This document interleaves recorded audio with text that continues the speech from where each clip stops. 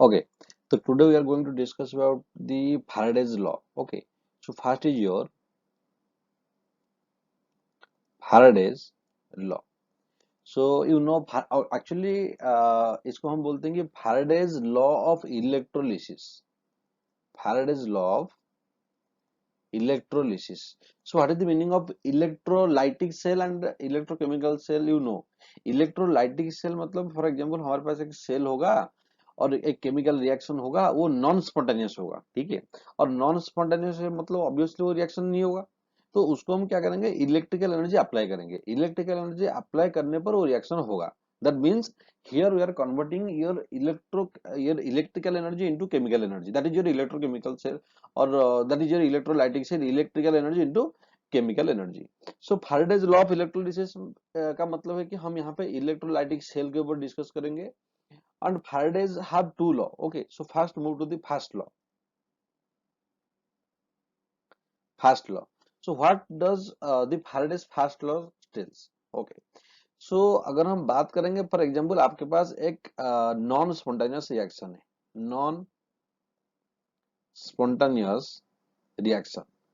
जो non spontaneous reaction है, for example हमारे पास नॉन स्पॉन्टेनियस रिएक्शन होगा, दैट मीन्स वो रिएक्शन नहीं हो रहा है। तो हम क्या करेंगे, यहाँ पे इलेक्ट्रिकल एनर्जी अप्लाई करेंगे। इलेक्ट्रिकल एनर्जी अप्लाई करेंगे।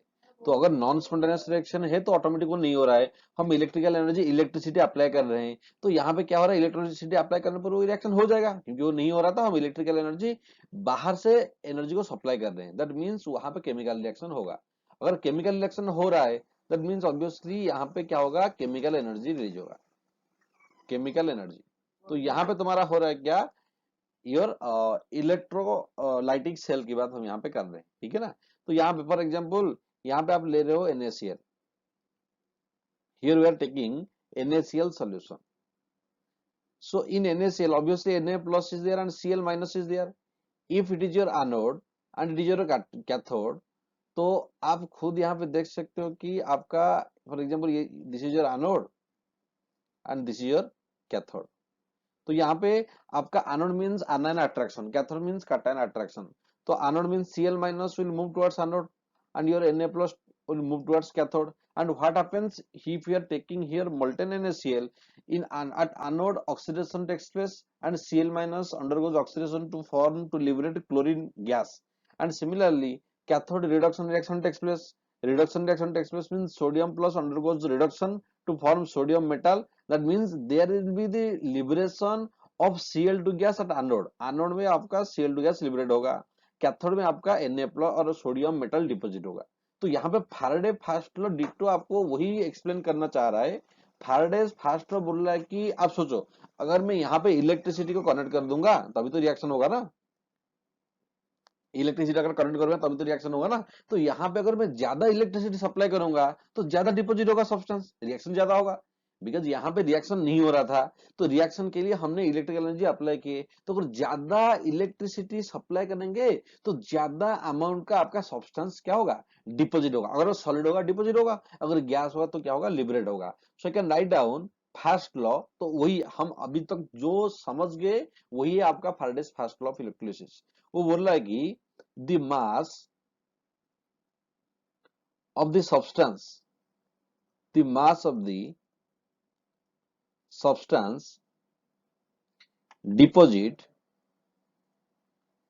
or deposited or liberated, deposited or liberated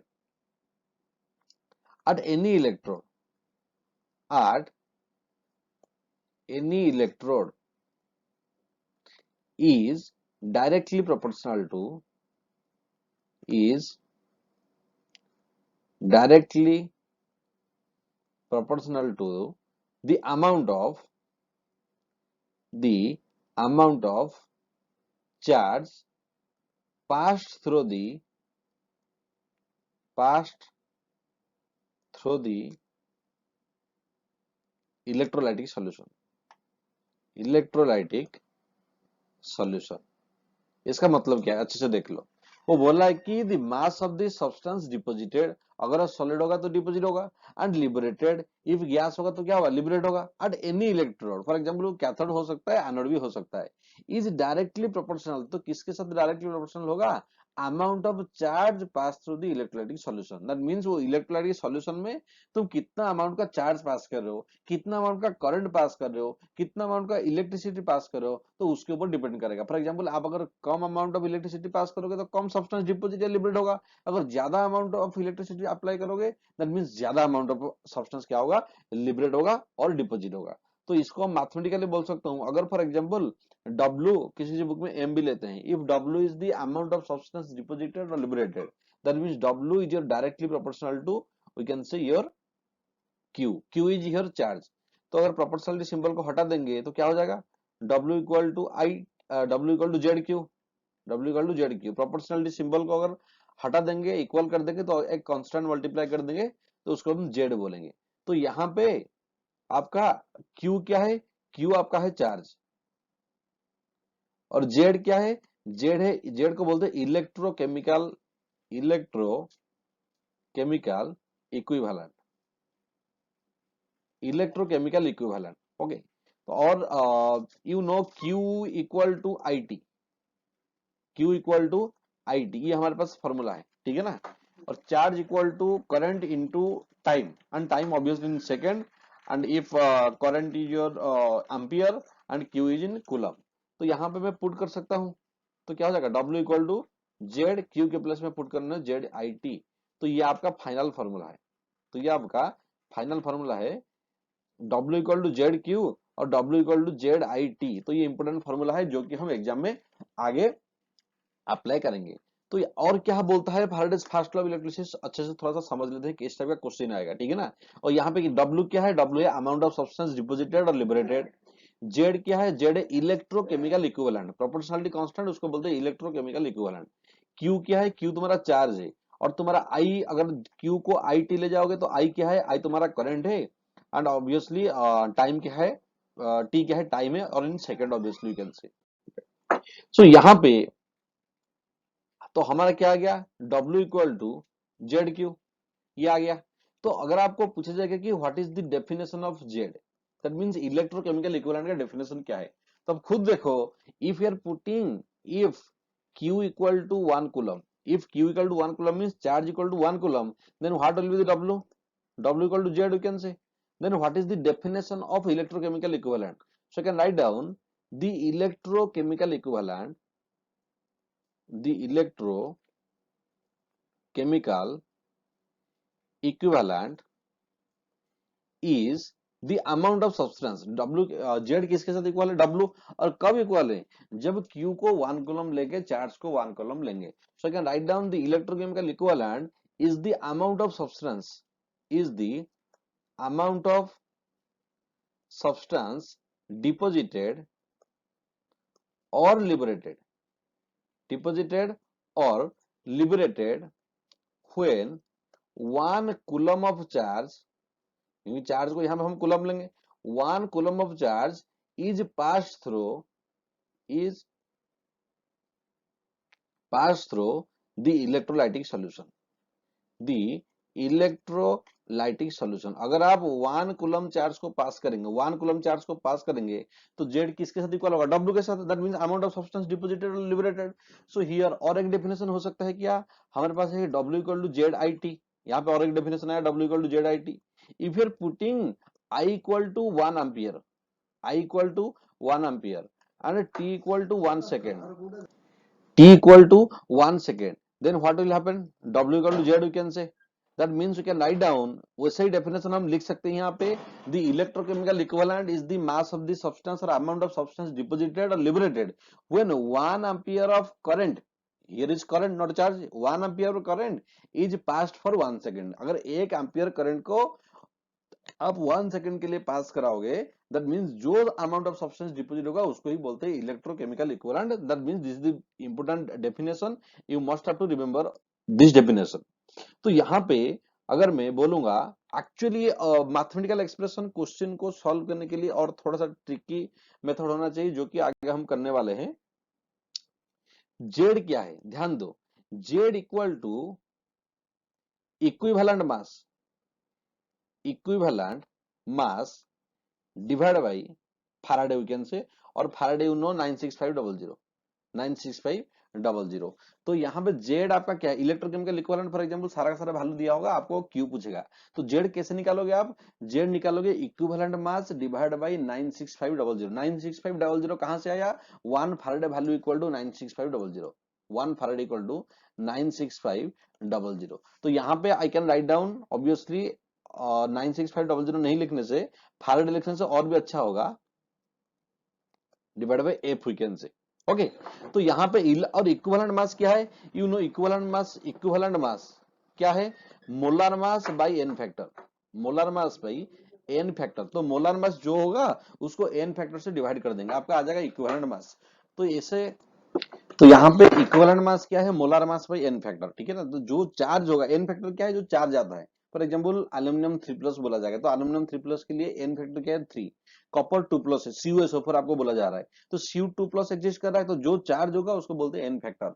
तो मोलार मास में आप क्या करोगे, एन फैक्टर को डिवाइड कर दोगे, आपका क्या जाएगा इक्विवेलेंट मास। फिर इक्विवेलेंट मास में अगर तो आप फैराडे को डिवाइड करोगे, 96500 को डिवाइड करोगे, you can also divide 96500 obviously, then you will get your electrochemical equivalent, और यू कैन से जेड। तो इसको मैं बोल सकता हूं molar mass divide by N factor, ये हो गया इक्विवेलेंट मास, और नीचे क्या था इनटू फैराडे। तो ये आपका क्या है जेड। तो इसलिए इसको थोड़ा सा ध्यान में रखेंगे, इसको भूलेंगे नहीं, क्योंकि इंपॉर्टेंट क्वेश्चन है, इसको हम आगे जाके यूज करेंगे, ठीक है ना। तो हमारे पास फॉर्मूला क्या हो गया, W equal to Z Q, और जेड क्या है तुम्हारा, W equal to I can write down molar mass by N factor into Faraday Q, इसको लिख सकता हूं। अगर आपको बोला जाएगा W equal to Z I T, तो जेड क्या है, W इक्वल टू जेड क्या है, molar mass by N factor. देखो molar mass by N factor आपका आ गया इक्विवेलेंट मास। फिर अगर फैराडे को डिवाइड करोगे आपका क्या आ जाएगा जेड, क्योंकि जेड तुम्हारा क्या है equivalent mass divide by F F F Faraday, और इक्विवेलेंट मास कैसे आएगा molar mass by N factor. तो इसीलिए थोड़ा सा ध्यान में रखेंगे इनटू आईटी। तो ये आपका फाइनल फार्मूला है, जो कि प्रॉब्लम करते टाइम अगर इस फार्मूला को यूज करेंगे तो आंसर कभी गलत नहीं आएगा, डेफिनेटली आपका आंसर सब।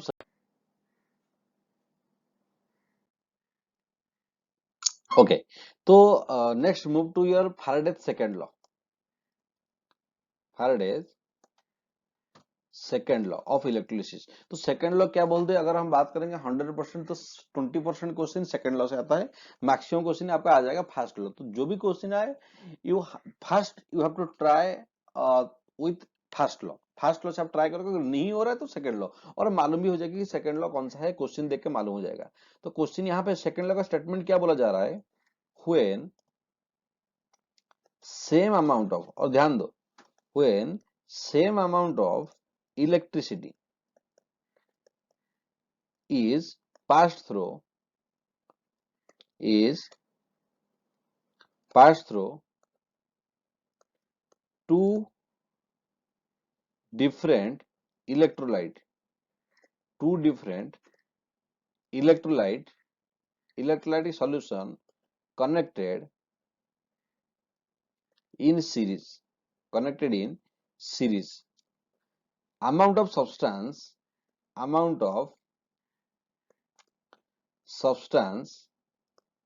deposited, amount of substance deposited at any electrode, or at electrode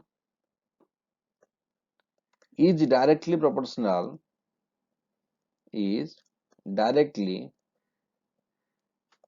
proportional to their equivalent weight, equivalent weight। तो ये क्या स्टेटमेंट बोल रहा है, थोड़ा सा अच्छे से ध्यान दो, ठीक है ना, अच्छे से इसको पढ़ेंगे। वो बोल रहा है कि when same amount of electricity is pass through two different electrolytic solution, that means हमारा पास यहाँ पे दो इलेक्ट्रोलाइटिक सॉल्यूशन है। फर्स्ट में क्या था, एक इलेक्ट्रोलाइटिक सॉल्यूशन था, उसमें आप इलेक्ट्रिसिटी पास कर रहे थे, अगर ज्यादा इलेक्ट्रिसिटी पास करेंगे तो ज्यादा सब्सटेंस डिपोजिट और लिबरेट होगा, और कम अमाउंट ऑफ इलेक्ट्रिसिटी पास करेंगे तो कम amount of substance deposit liberate होगा, जो कि डायरेक्टली प्रोपोर्शनल था, ठीक है ना। तो अगर सेकेंड लॉ क्या बोल रहा है, सेकेंड लॉ बोल रहा है कि यहाँ पे हम क्या करेंगे, दो इलेक्ट्रोलाइटिक सॉल्यूशन लेंगे, और कनेक्टेड इन सीरीज, तो उनको क्या करेंगे, सीरीज में कनेक्ट कनेक्ट कर देंगे और सेम अमाउंट ऑफ इलेक्ट्रिसिटी दोनों में पास करेंगे। समझ में आ गया क्या बोला जा रहा है? आपके पास दो अभी इलेक्ट्रोलाइटिक सॉल्यूशन है, दो इलेक्ट्रोलाइटिक सॉल्यूशन को आप क्या करोगे, सीरीज में कनेक्ट कर दोगे। सीरीज में कनेक्ट करके दोनों में सेम अमाउंट ऑफ इलेक्ट्रिसिटी क्या करोगे, पास कराओगे। तो मैं यहाँ पे अगर मैं डायग्राम को ड्रॉ कर दे रहा हूं, ठीक है ना। फॉर एग्जांपल यहाँ पे एक इलेक्ट्रोलाइटिक सॉल्यूशन है, यहाँ पे एक इलेक्ट्रोलाइटिक सॉल्यूशन है। तो इलेक्ट्रोलाइटिक सॉल्यूशन मतलब वहां पे direct redox reaction, that means वहां पे एनोड भी होगा, वहां पे कैथोड भी होगा। तो फॉर एग्जांपल यहाँ पे तुम्हारा ये हो गया एनोड और यहाँ पे ये हो गया तुम्हारा क्या, कैथोड। सिमिलरली इसका भी ये तुम्हारा एनोड हो गया लेट, और ये तुम्हारा क्या हो गया, कैथोड हो गया। और इसको आप क्या करोगे, कनेक्ट कर दोगे। तो ये आपका एनोड है, फॉर एग्जांपल मैं यहाँ पे AgNO3 ले जा रहा हूँ, AgNO3 सॉल्यूशन, इलेक्ट्रोलाइटिक सॉल्यूशन लेंगे ना, और यहाँ पे फॉर एग्जांपल मैं CuSO4 सॉल्यूशन ले रहा हूँ। That means two different electrolytic solution आप लोगे, इस मतलब एक वेसल में और एक इलेक्ट्रोलाइट, दूसरे वेसल में और एक इलेक्ट्रोलाइट, और दोनों को क्या करोगे तुम, सीरीज के में कनेक्ट कर दोगे। तो सीरीज में देखो मैं कनेक्ट कर दे रहा हूँ, तो इसको कनेक्ट कर दिया और इन दोनों को ऑब्वियसली क्या कर दिया, कनेक्ट कर दिया। तो कनेक्ट करने के बाद वो बोल रहा है कि सेम अमाउंट ऑफ इलेक्ट्रिसिटी दोनों में पास कराओगे। तो पास करने पर क्या होगा, ऑब्वियसली अगर तुम इलेक्ट्रिसिटी पास कराओगे तो कुछ सब्सटेंस डिपॉजिट या लिबरेट होगा। यहाँ पे Ag plus NO3 minus separate हो जाएंगे, यहाँ पे वैसे ही Cu2 plus SO4 2 minus separate हो जाएंगे, और कैथोड की तरफ कैटायन अट्रैक्ट होकर चले जाएंगे, एनोड की तरफ आयन अट्रैक्ट होकर चले जाएंगे। तो बात यहाँ पे है कि सब्सटेंस कितना अमाउंट का डिपॉजिट होगा, कितना अमाउंट का लिबरेट होगा। वो बोल रहा है कि amount of substance deposited at electrode is directly proportional to their equivalent weight. उसका मतलब क्या है, थोड़ा सा देखो। अगर क्वेश्चन में पूछा जाए अकॉर्डिंग टू योर स्टेटमेंट, मैं अगर बोलूंगा कि amount of Ag deposited, obviously silver deposit होगा, तो अमाउंट ऑफ Ag डिपॉजिटेड, तो अमाउंट ऑफ एज डिपॉजिटेड किसके साथ डायरेक्टली प्रोपोर्शनल होगा, according to the second law statement, when same amount of electricity pass through two electrolytic solution connected in series, amount of substance deposited at electrode is directly proportional to their equivalent weight. That means उसका equivalent weight के साथ directly proportional होगा। तो silver का जो भी amount of substance deposit होगा वो किसके साथ डायरेक्टली प्रोपोर्शनल होगा, अमाउंट ऑफ और इक्विवेलेंट वेट ऑफ सिल्वर, क्योंकि उसी का ही directly proportional to their equivalent weight. That means if silver will be deposited, that means you can say amount of silver deposited is directly proportional to equivalent weight of silver, equivalent weight of silver। Similarly यहाँ पे obviously copper deposit होगा cathode में, तो अगर Cu2 plus cathode में जाएगा, cation attraction होकर cathode में जाएगा, और कॉपर अगर डिपोजिट हो रहा है, that means I can write down amount of copper deposited, amount of copper deposited is directly proportional to equivalent weight of copper similarly। Okay, और इक्विवेलेंट वेट कैसे हम निकालेंगे, ऑलरेडी मैं अभी पिछले बोल दिया था, जैसे इक्विवेलेंट वेट, इक्विवेलेंट मास वगैरह, ठीक है ना, molar mass divide by your N factor, ठीक है ना। तो यहाँ पे अगर मैं दोनों को डिवाइड कर दूंगा, देखो दोनों को डिवाइड करने पर प्रोपोर्शनलिटी सिंबल हट जाएंगे, इक्वल हो जाएगा, क्योंकि फॉर एग्जांपल प्रोपोर्शनलिटी सिंबल हटा के मैं के कांस्टेंट रख रहा हूँ। तो दोनों इक्वेशन को अगर डिवाइड करूंगा तो ऑब्वियसली दोनों के कैंसिल हो जाएंगे। तो आई can write down amount of Ag deposited, amount of Ag deposited divided by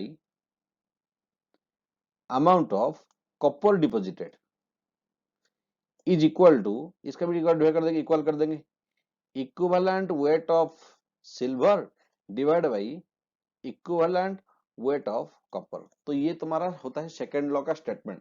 तो सेकंड लॉ का स्टेटमेंट को और एक बार डिस्कशन कर लो। फर्स्ट लॉ क्या बोला, is amount of substance deposited और liberated at any electrode is directly proportional to the quantity of electricity pass through the electrolytic solution, जो कि Z equal to W equal to ZQ था और W equal to ZIT यहाँ। तो second law क्या बोला, second law बोल रहा है कि अगर दो इलेक्ट्रोलाइटिक सॉल्यूशन होंगे और दोनों को हम क्या करेंगे, सीरीज में कनेक्ट करेंगे, तो और सेम अमाउंट ऑफ इलेक्ट्रिसिटी पास कराएंगे, तो क्या होगा, जितना अमाउंट ऑफ सब्सटेंस डिपॉजिट होगा वो किसके साथ डायरेक्टली प्रोपोर्शनल होगा, your equivalent weight of that substance. तो फॉर एग्जांपल प्रोपोर्शनलिटी सिंबल को मैं यहाँ पे हटा दे रहा हूँ, यहाँ पे प्रोपोर्शनलिटी सिंबल को मैं हटा दूंगा, और सिंबल को हटा देने से क्या हुआ, के फॉर एग्जांपल कांस्टेंट मल्टीप्लाई हुआ, इधर भी के मल्टीप्लाई हुआ, दोनों को क्या करोगे, डिवाइड कर दोगे। तो दोनों को डिवाइड करने पर ऑब्वियसली के कैंसिल हो गया ना, तो वही तो आपका मिल गया ना, इक्वेशन 1 इक्वेशन 2 को डिवाइड कर दिए। दैट मींस ये आपका सेकंड लॉ है। तो this is all about your first law and second law of electrolysis.